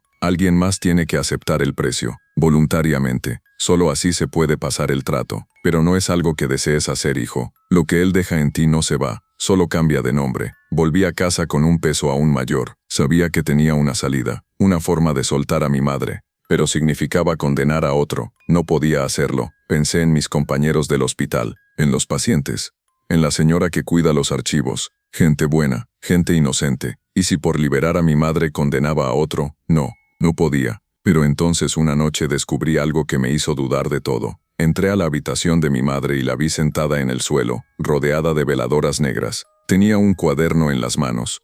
Lo hojeaba como si lo leyera, pero estaba al revés. Al mirarme su voz cambió. Me dijo, «¿Lo sabes, Jorge? Ella ya no está. Hace rato. Esto es solo una cáscara que alimenta la deuda». Me congelé. Me acerqué. Ella se rió. No su risa. Otra, grave, hueca. Me gritó con esa voz.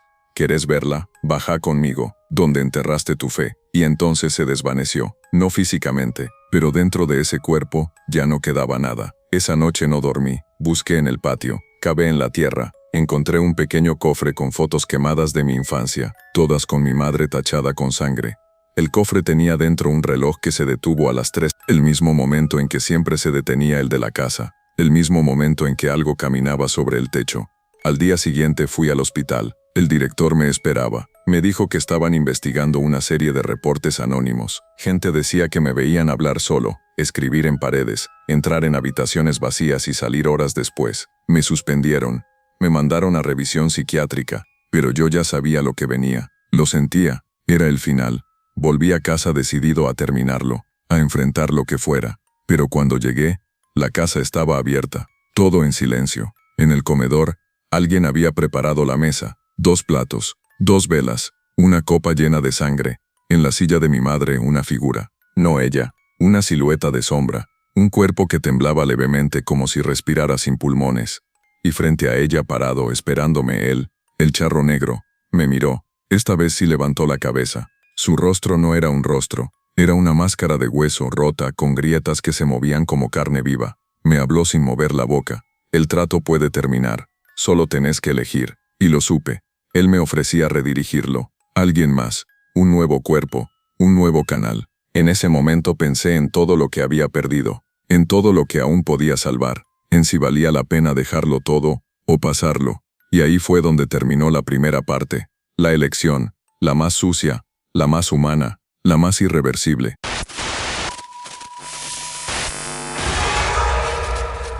Yo nací en un barrio pobre de Caracas. Pero mi ambición siempre fue más grande que las fronteras, que las paredes de bloques sin frisar y las noches sin electricidad.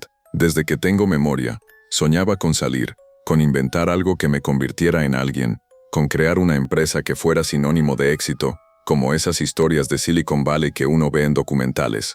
Crecí vendiendo piruletas en la escuela, reparando teléfonos, diseñando páginas web para negocios fantasmas. Todo eso me sirvió, porque al final logré irme. Me gané una beca. Estudié en Bogotá, luego conseguí una visa de trabajo y terminé viviendo en California, en el corazón de la cuna tecnológica. Tenía 26 años cuando fundé mi primera startup. No fue fácil, pero me metí con todo. Mi nombre es Tomás Figueroa, y esta es la historia de cómo lo logré, y de cómo al lograrlo, abrí una puerta que nunca debí tocar, porque lo que me pasó no fue casualidad, ni producto del estrés, ni una metáfora de lo que cuesta triunfar. No, fue real, fue oscuro. Y fue un pacto con algo que muchos llaman leyenda, pero que yo vi con mis propios ojos, el charro negro. Solo que él no se apareció en un rancho ni en una carretera desierta. Me encontró en un edificio de oficinas, en el corazón del paraíso digital, vestido como siempre, montado en un caballo que no debía existir en ese lugar. Pero no me quiero adelantar. Yo había diseñado una aplicación de gestión emocional para empresas. Se llamaba Coin. La idea era sencilla. Usar inteligencia artificial para detectar, prevenir y gestionar crisis emocionales en entornos laborales. Sonaba bien, era vendible, y lo mejor, era un producto útil.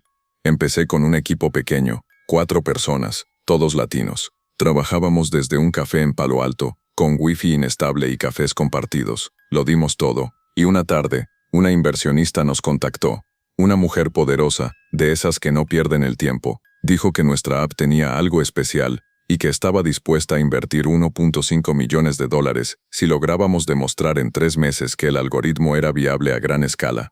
Aceptamos sin dudar. Fueron 3 meses de infierno, días sin dormir, bugs imposibles, reuniones absurdas con ejecutivos que no sabían nada de tecnología, pero querían todo listo para ayer. Mis socios empezaron a flaquear. Uno se regresó a México, otro se metió en deudas que lo dejaron en la ruina. Solo quedábamos dos, yo y una programadora colombiana que era más brillante que todos nosotros juntos. Ella aguantó lo mismo que yo, y en medio de esa locura, cuando parecía que íbamos a lograrlo, cuando ya casi teníamos el demo final, algo falló. El sistema colapsó, todo el código se corrompió. No entendíamos cómo, era imposible. Habíamos hecho backups, teníamos medidas de seguridad. Todo se borró, todo. Esa noche me encerré solo en la oficina. No podía irme, no quería rendirme. Estaba harto de perder, harto de intentar. Sentí una rabia tan profunda que pateé una mesa hasta romperme el pie. Me arrastré hasta el baño. Lloré como un niño. Y ahí, en el reflejo de los azulejos rotos del lavamanos, lo vi, por primera vez. Una silueta negra, sombrero ancho, silencio absoluto. No se reflejaba como yo, no tenía luz. Era como una mancha que flotaba detrás de mí. Me giré de golpe. No había nadie. Esa madrugada pasó algo raro. Cuando volví a mi computadora, el código estaba ahí, todo restaurado, más limpio, mejorado, con funciones que no habíamos programado. Pensé que era una broma, o que alguien del equipo había logrado recuperarlo. Al día siguiente nadie sabía nada. La colombiana me juró que no lo había tocado. Intentamos rastrear los cambios. El historial del repositorio estaba limpio, como si siempre hubiera estado así. Entregamos el demo. La inversionista nos aplaudió. Cerramos el trato. Comenzamos a crecer, a contratar gente, a mudarnos a una oficina más grande. Éramos la nueva promesa latina de la tecnología emocional. Nos llamaban de todos lados. Inversores, medios, universidades, y todo gracias a ese código, a esa base misteriosa que ninguno de nosotros entendía por completo pero que funcionaba. De ahí fue cuando empecé a notar las señales. Los usuarios reportaban cosas extrañas. Algunos decían que la app los escuchaba incluso cuando estaba cerrada. Otros aseguraban que, después de usarla, tenían sueños recurrentes con un caballo galopando en un terreno seco. Una mujer nos mandó una carta escrita a mano, donde afirmaba que la app le había dicho que se iba a morir, y lo hizo, 2 días después de un aneurisma.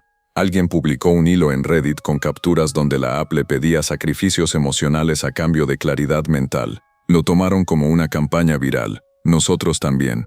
Pero yo sabía que no era eso. Cada vez que intentábamos cambiar el código, corregir esas cosas, aparecían errores que colapsaban todo. Era como si la app tuviera una voluntad propia, un núcleo que no queríamos tocar, un fragmento oscuro que nadie se atrevía a modificar. Lo apodamos la caja negra, y dejamos de tocarla. Una noche me quedé trabajando hasta tarde. Ya no dormía bien. Tenía pesadillas constantes, siempre las mismas. Caminaba por un pasillo de servidores apagados. Escuchaba pasos detrás, giraba, y ahí estaba él. A veces lo veía en la pantalla como un glitch, un destello en la cámara de seguridad, siempre en el fondo, observando. Esa noche de madrugada, el sistema se activó solo, no había nadie más. Las pantallas se encendieron una por una, mostrando código que no reconocía. Al centro una frase. Tú pediste que creyeran en ti. Esa maldita frase. La misma que había escuchado en sueños. Sentí que el aire se congelaba. Las luces parpadearon. Escuché un galope fuerte, cerca, como si el piso vibrara con cada paso. Me di vuelta. Y ahí estaba, dentro de la oficina.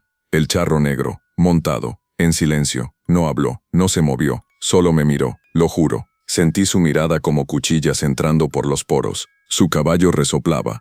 Tenía ojos humanos, negros, pero humanos. Y en su aliento se oía un quejido como un grito ahogado. Cuando quise hablar, mi boca no se abrió. Cuando intenté correr, mis piernas no respondieron. Y entonces, todo volvió a la normalidad, como si nada hubiera pasado, solo que en la pantalla quedó una frase nueva. Fase 1 completada. Los días siguientes fueron peores. Gente de mi equipo empezó a tener crisis nerviosas.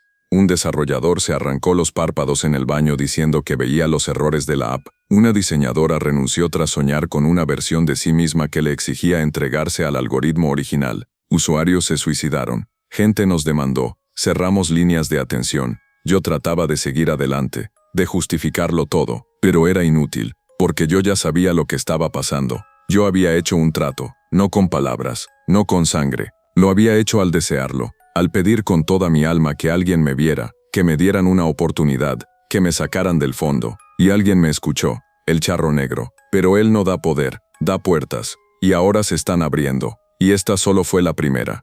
Después de aquella noche todo cambió. No solo en la empresa.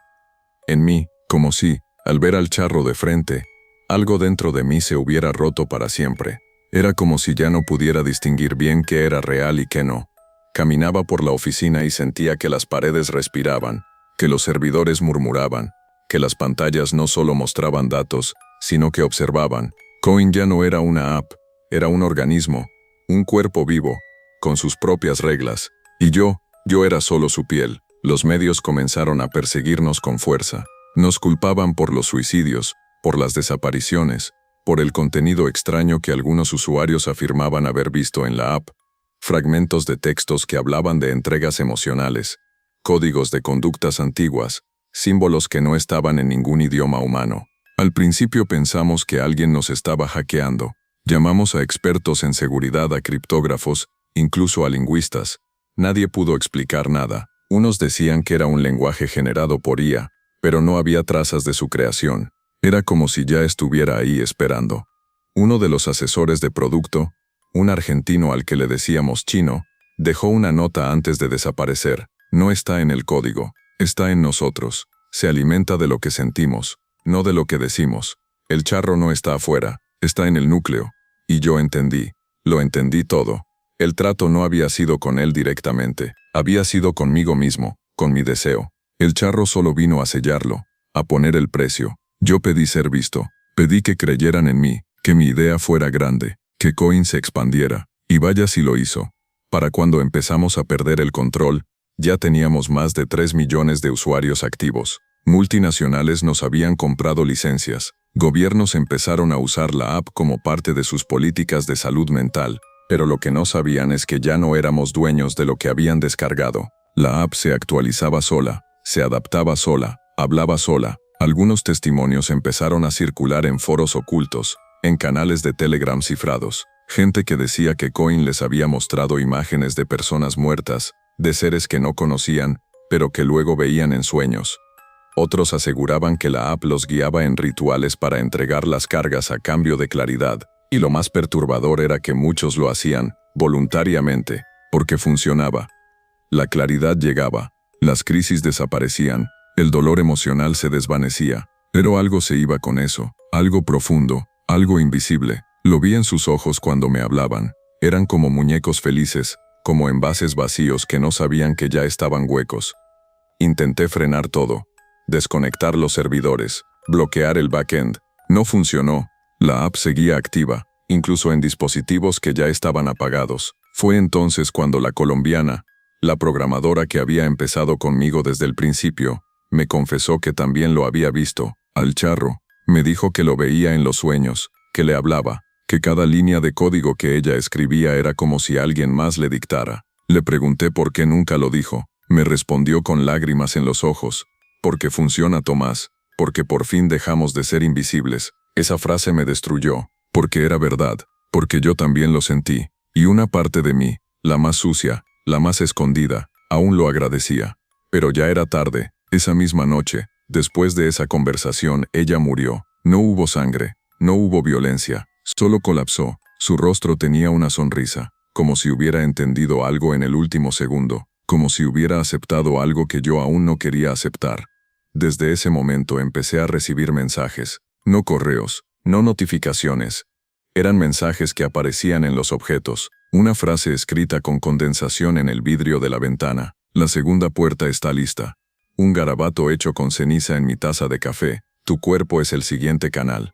Una nota dentro del microondas, sin que nadie la hubiera podido poner. La interfaz necesita presencia. Y entonces, empecé a sentir que ya no era solo yo el que se quebraba. La ciudad también lo hacía. Los empleados comenzaban a decir que en los pasillos del edificio se escuchaban cascos, que el ascensor bajaba solo, a pisos que no existían, que había una sala que solo se podía abrir a las 3:33 am, y que dentro había una pantalla con símbolos que se movían como si respiraran. Una noche, entré a ese lugar. No lo buscaba, solo apareció frente a mí, como si el edificio hubiera mutado. La puerta era de hierro oxidado. El picaporte tenía una forma que no quiero recordar. Lo abrí, entré. La sala estaba vacía, salvo por una pantalla flotando en el aire, no colgada, flotando, sin cables, sin marco, solo luz pura. Me acerqué, Al tocarla me vi a mí mismo, pero no como era. Era una versión más vieja, más cansada, con los ojos negros, la sonrisa desencajada, la voz distorsionada que salía directamente de la imagen. Ya estás del otro lado, Tomás. Lo que queda es formalidad. Y entonces vi todo, como una visión, como una revelación. Vi al charro, cabalgando entre líneas de código, atravesando servidores como si fueran portales. Vi a los usuarios, uno por uno, entregando emociones, llorando frente a sus teléfonos sin saber que cada lágrima era energía absorbida. Vi a Coin creciendo, expandiéndose como un virus santo, como un dios digital alimentado por el sufrimiento procesado en silencio. Y en el centro, yo, sosteniendo las riendas. Desperté en mi departamento, con los pies sucios, la ropa quemada, sangre en las manos. No sabía de quién, ya no tenía el control,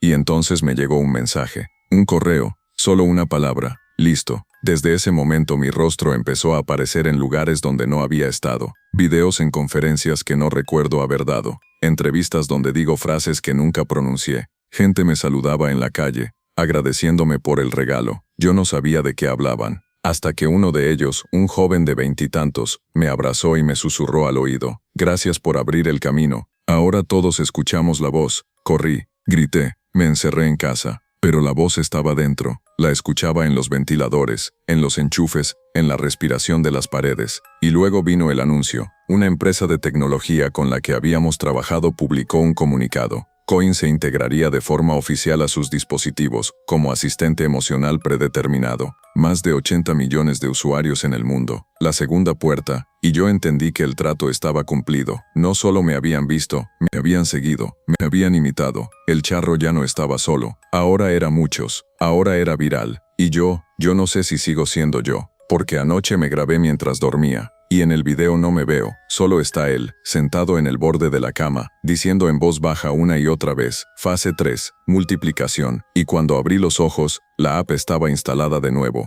en un teléfono apagado, sin conexión, sin batería, y su icono respiraba. La última vez que me vi al espejo no vi mi cara, vi la suya, y sonreía. Gracias por ver mis historias. Espero que te hayan puesto los pelos de punta. Si te gustó el video, no olvides suscribirte, dejar tu comentario y compartirlo con alguien que se atreva a escucharlo de noche. Nos vemos en la próxima historia.